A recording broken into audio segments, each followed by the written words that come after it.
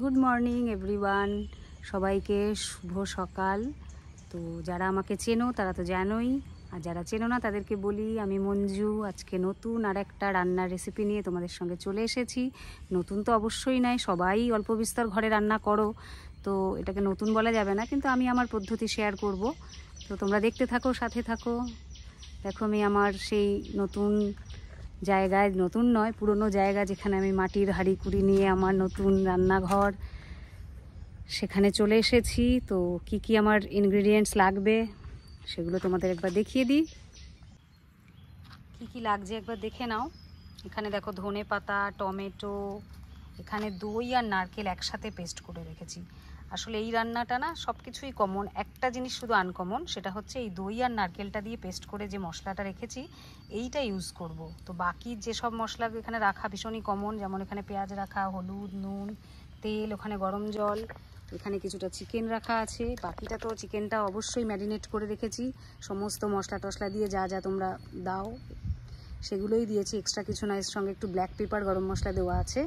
বাকি সবই নর্মাল একই রকম, শুধু একটা মশলাই কিন্তু আলাদা। তো ওইটা ইউজ করলে পরে টেস্টটা একটু এনহ্যান্স হয়, একটু অন্যরকম হয়। আর সাউথ ইন্ডিয়ানরা না মেনলি এই মশলাটা ইউজ করে রান্না করে। তো আজকে দেখতে থাকো একটু অন্যরকমভাবে চিকেন বানানোর রেসিপি। দেখো বন্ধুরা, তোমাদের শেয়ার করি, আমার আম গাছে কিন্তু এই সাইজের আম হতে শুরু করে দিয়েছে। তো নেক্সট আর কোনো ভিডিওতে আমার আমগুলো কীরকমভাবে বাড়ছে, এই হচ্ছে আম গাছ। আরও প্রচুর আম গাছ আছে, তো এইটাতে একদম নিচে দেখলাম এই আমগুলো ঝুলছে। গাছ থেকে কাঁচা লঙ্কা পেরে নিয়েছি, অনেকগুলো লঙ্কা হয়েছে, এখন অল্প কটাই আছে, বাকি আমি লঙ্কা সবই তুলে নিয়েছি। দেখো ন্যাচারাল নিজের গাছের লঙ্কা পেরে সেই লঙ্কা খাওয়ার কিন্তু মজাই আলাদা।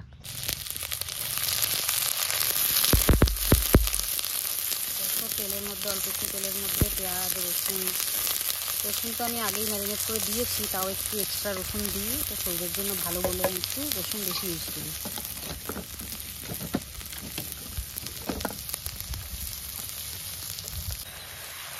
চিকেনটাও ঢেলে দিলাম, ম্যারিনেট করা যে চিকেনটা ছিল। এবার এটাকে একটু ভালো করে কষতে থাকবো। দেখো মোটামুটি কষানো হয়েই এসেছে। এবার আমি যে মেন ইনগ্রিডিয়েন্টসটা সেটা ইউজ করব।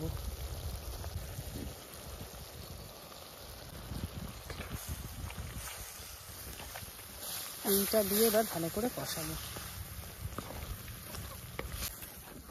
কষানোটা কমপ্লিট।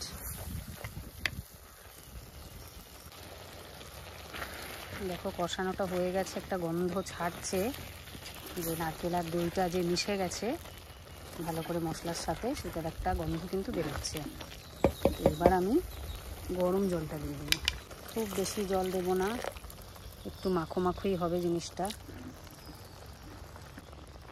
দেখতে পাচ্ছ কতটুকু জল দিলাম, এতটুকু দিয়ে এবার আমি ঢাকা দিয়ে দেবো।